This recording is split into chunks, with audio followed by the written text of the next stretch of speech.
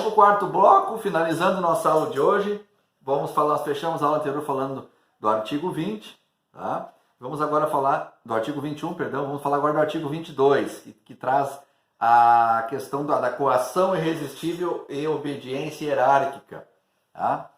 Pessoal, aqui muitas vezes nós nos deparamos com dúvidas com relação, principalmente à coação irresistível, tá? E acho que agora é a oportunidade para a gente também saná-las. O que diz o artigo 22, que trata de coação irresistível e obediência hierárquica? Caput do artigo, tá? Se o fato é cometido sob coação irresistível ou em estrita obediência à ordem não manifestamente legal, ou seja, não manifestamente uma ordem aparentemente irregular, de superior hierárquico, só é punível o autor da coação, não da ordem.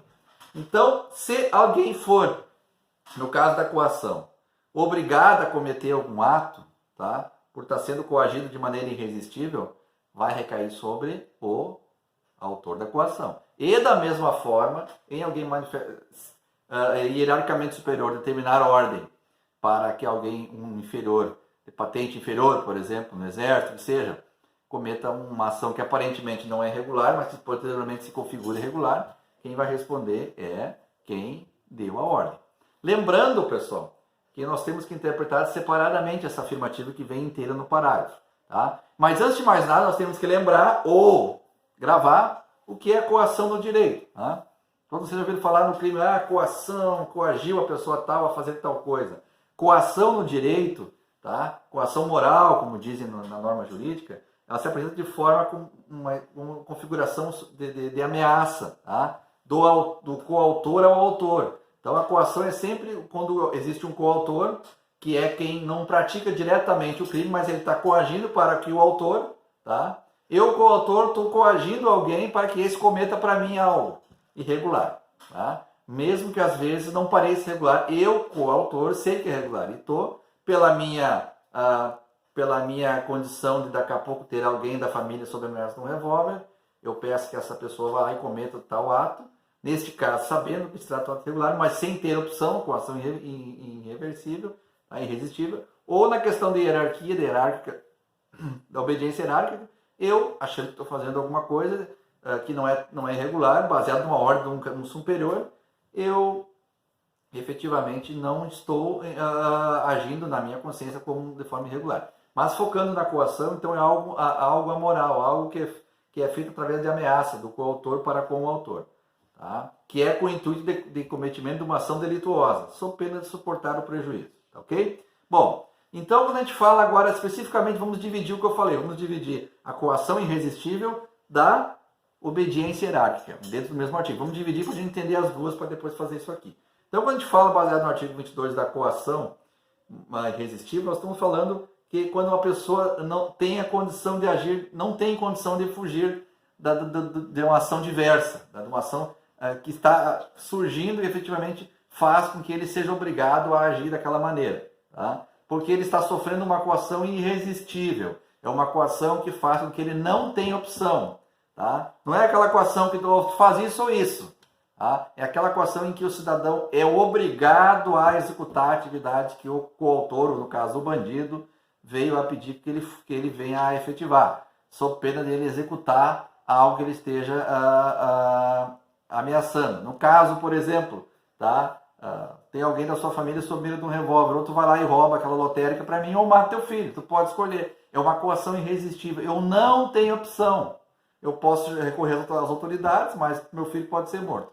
Ou eu faço aquilo, tá? Sabendo que é crime, ou meu filho vai ser morto. Mas para fechar a explicação. Então, na questão da coação irresistível, existe uma coação moral, tá? Não, e também muitas vezes física, como o exemplo que eu citei. E que traz a obrigação de cometer o delito, tá? Sem ter opção, seja ele qual for. Embora seja possível o agente, no caso do pai do filho que eu falei, saber que ele vai lá cometer um roubo, ele sabe que aquilo é roubo, ele sabe que aquilo é ilegal, mas ele, por estar sob uma forte coação irresistível, ele não tem outra escolha, ele não tem outra opção, portanto ele é obrigado a recorrer ao ato infracional, tá? E aí eu trago a opção clara para vocês, trouxe um exemplo antes, tá? que a questão efetiva da hipótese, por exemplo, da coação irresistível, não exclui a ação está feita. Pode vir a excluir a culpabilidade. Tá? Ah, mas automaticamente o pai foi lá e roubou o holotério, conforme o exemplo que eu citei. Como ele estava sob coação, deixa de existir o roubo. Não, não deixa de existir. Não exclui a ação, vem a excluir a possibilidade. Pode vir a excluir a culpabilidade do pai em questão, em se comprovando efetivamente que ele não tinha opção, ele não tinha para onde correr, que estava em jogo a vida do filho dele. Tá? Outro caso similar, com um exemplo bem parecido. O pai tem seu filho sequestrado, tá? O pai e o filho são sequestrados e o pai é liberado do cativeiro, tá? Com outra pessoa do lado para garantir, e é ordenado que ele vá lá e mate um integrante de uma quadrilha rival, aí sequestrou seu filho. Ou o filho morre.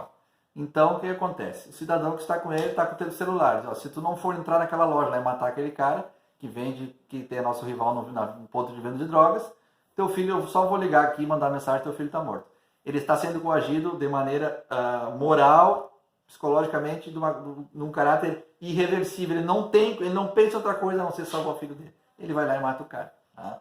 Vai se desfazer a ação posterior? Não. Vai existir ação, houve uma morte. Mas ele teve que fazer que ele não tinha opção. Então vejam que quanto complexo é essa questão da coação irresistível. Tá? Bom, e a obediência hierárquica? Então quer dizer que se o pai mandar o filho, não. Obediência hierárquica, nós estamos falando de questão, tem que ser relacionada com questão pública, não pode ser particular.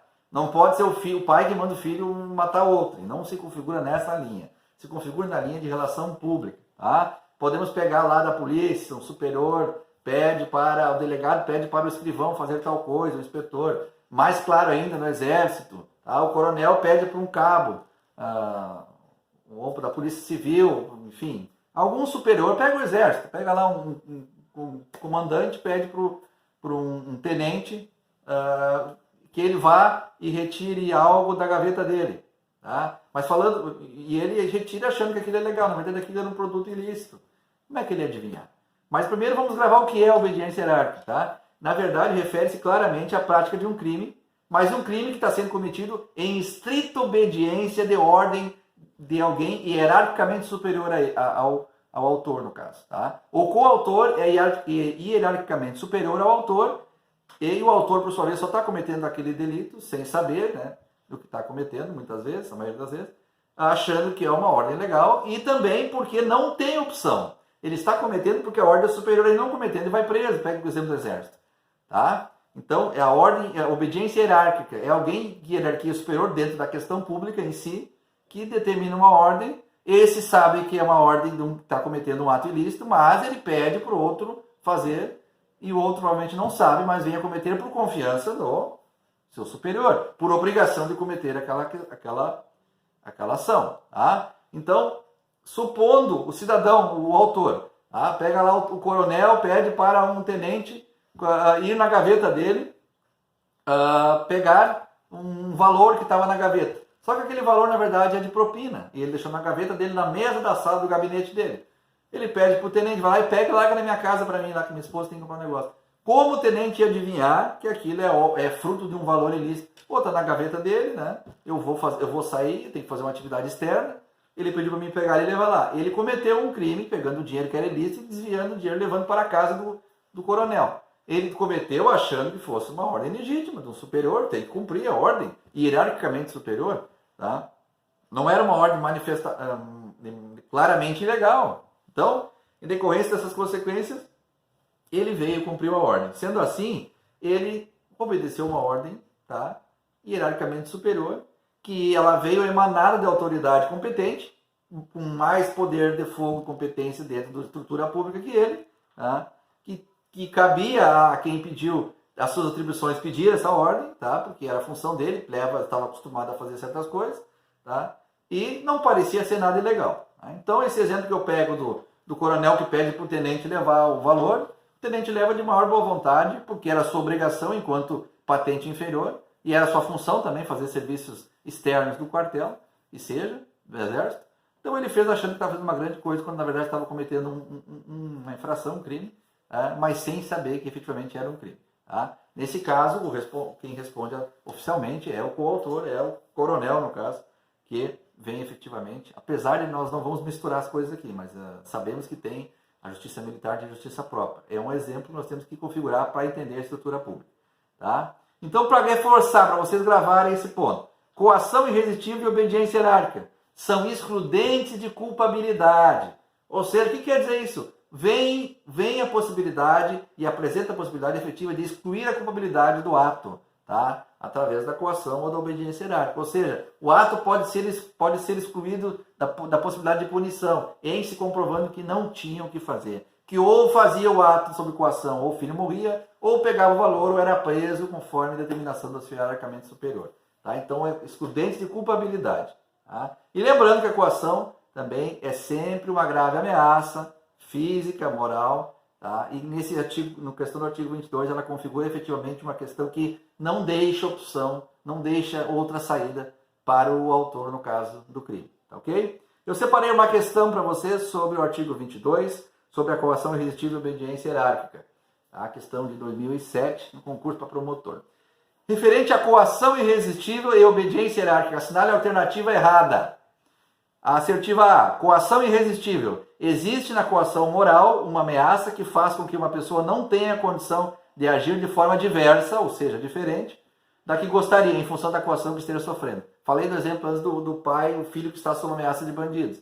Não tem, a coação irresistível é quando não tem opção, ele não tem como agir de uma maneira diversa, diferente. Ou ele faz aquilo, ou perde o filho. É simples a conta. Tá? Então a assertiva A está certa. A obediência hierárquica, assertiva B. Não sendo a ordem manifestamente ilegal, o agente não tem condições de se opor a ela. Se o agente, por exemplo, o dinheiro que eu dei na gaveta do coronel, comandante, se o dinheiro está na gaveta do comandante, no gabinete dele, ele pede para que pegue lá na sua casa, aparentemente não tem nada de ilegal. Olha lá, o tenente vai lá e pega e faz. Obedecendo uma ordem hierarquicamente superior. Tá? Então, aparentemente, não tem como ele desconfiar. Portanto, a assertiva B traz a realidade, está correta. Assertiva C, coação irresistível. Se o fato é cometido sob coação irresistível, só é punível o autor da coação ou da ordem. Falei antes. Quem vai ser punido? Se pega na questão do que mandou levar o dinheiro lá do coronel. Tem que ser punido o coronel. O cidadão pegou o dinheiro e levou, não sabia que era dinheiro ilícito, muito menos que na mesa do gabinete, dentro da estrutura pública, estaria um dinheiro ilícito. Então, quem vai ser punido vai ser o autor, tá? que determinou a ordem superior. Então, está certo a assertiva C. E a assertiva D, e a última, que por óbvio sobrou como errada, obediência hierárquica, refere-se à prática do crime em estrita obediência à ordem. Até aí está certo. Não manifestamente legal de superior hierárquico. Vou ler de novo. Refere-se à prática de crime em estrita obediência à ordem, não manifestamente legal. Não. É estrita ordem, não manifestamente ilegal. Porque se ele vai, sabe que o dinheiro do coronel é ilícito e leva, ele está junto no pacote. Ele não está mais isento.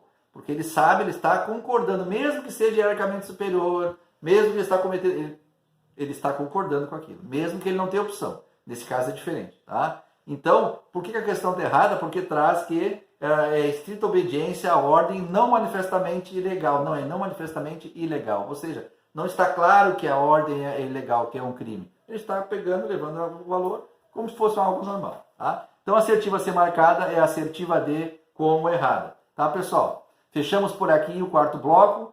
Fechamos por aqui a matéria da aula de hoje. Cuide-se, fique com Deus e até a próxima aula.